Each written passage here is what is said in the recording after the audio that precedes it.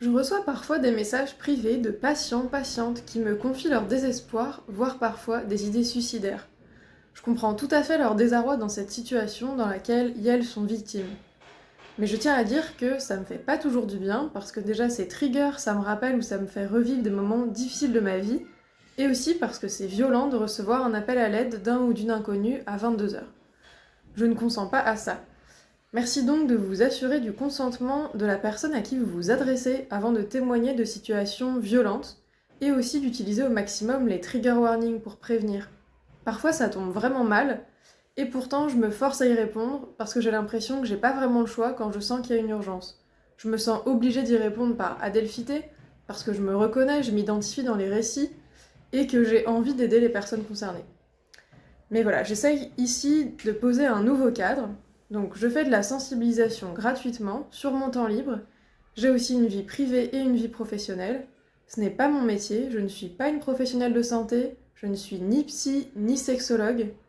Ça veut dire que je ne suis pas formée pour recevoir des témoignages qui comportent de la violence et savoir comment y réagir. Je risque donc de ne pas réagir de la manière la plus adaptée pour vous. Par contre, je suis totalement ok pour répondre à des questions, donner des tips, des annuaires, faire des retours d'expérience, un peu comme une amie. Par contre, je suis pas ok pour recevoir des appels à l'aide ou des témoignages de violence.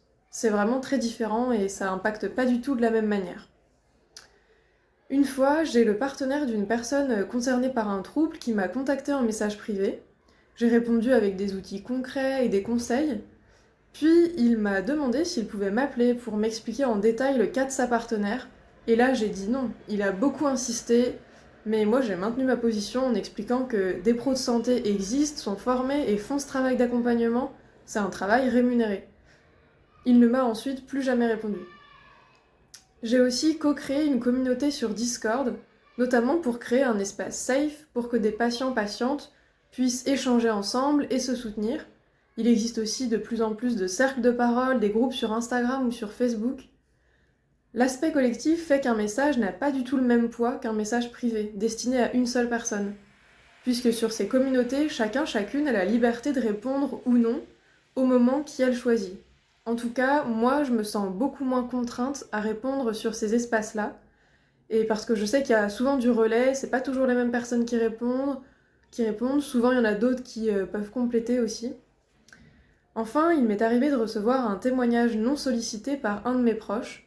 Je tiens à rappeler que travailler sur un sujet et en parler publiquement ne veut pas dire qu'on est OK pour recevoir des témoignages non sollicités. On ne consent pas forcément à en parler à tout le monde et c'est notre droit. Dans mon cas, je trouve que c'est toujours plus facile d'en parler à des inconnus qu'avec des proches.